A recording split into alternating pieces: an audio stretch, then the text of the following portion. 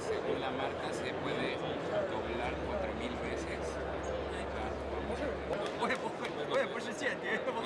Fácilmente con ambas.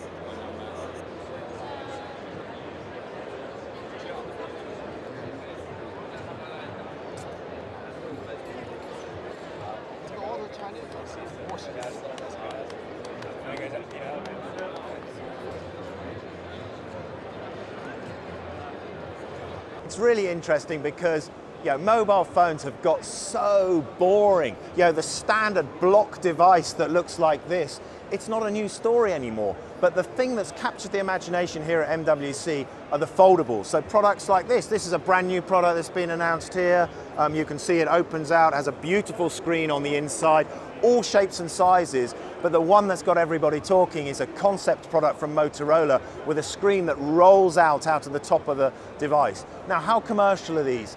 I'm not sure how big that opportunity is, but looking around, there's so many different shapes and sizes of foldables. These companies must think there's an opportunity.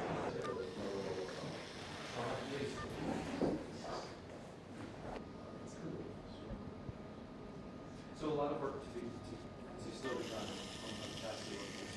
And this is actually the excellent old flexible over setting. Doesn't go just right. It's a war for the screen, right? Well, yes. So it's 12.7. It's a up to a 15.3 inch. That's the same.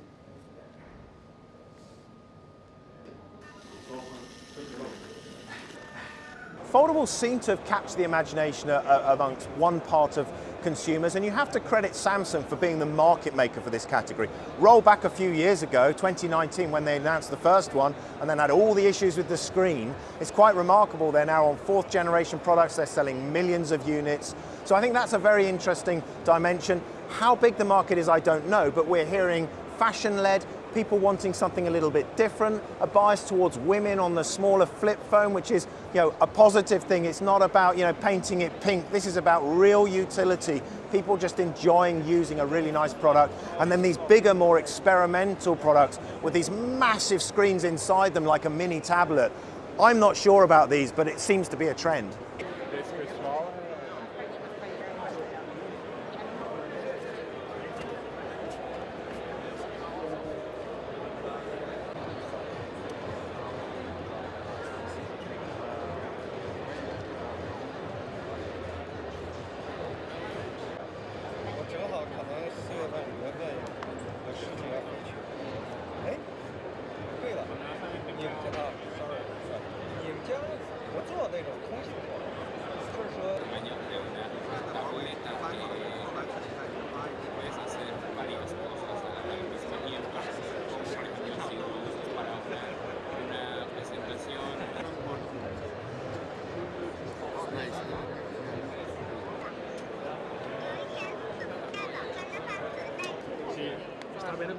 Mira la pantalla, hazlo a Samsung. Soy una amiga, I think there is probably demand or interest to have a different form factor, or if you're looking at the kind of outward folding into a kind of a tablet form factor, I think that has its place too. But it's just a very expensive piece of kit still. So whether that interest then translates into sales is a different question. I think for the next few years, I think that'll still be a real niche market in the overall smartphone market, growing, but still, relatively speaking, relatively small.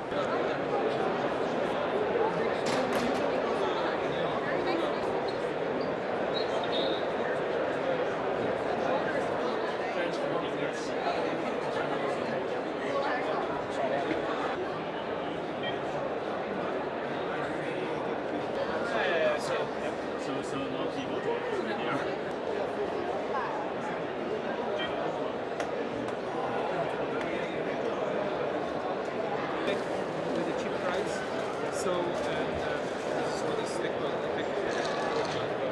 yeah, sure. It's, I mean, for such a price, it's 18 watts. I think one of the encouraging things that I've seen over the last 6 months is some of these devices that have launched in China, from Honor, for example, have started to come in at lower prices than we've seen from Huawei and Samsung. So there is some activity there, I think, in the right direction, and I'm hopeful that once Oppo comes to market in Europe and others follow suit, that there's going to be a little bit more price pressure downward. Because what we've seen in the past is that when Samsung had a price reduction between series or generations, that really kick-started sales. So if everybody else can do that at scale, then that'll be a real key turning point, I think, for users to get on board with that more so than they have in the past.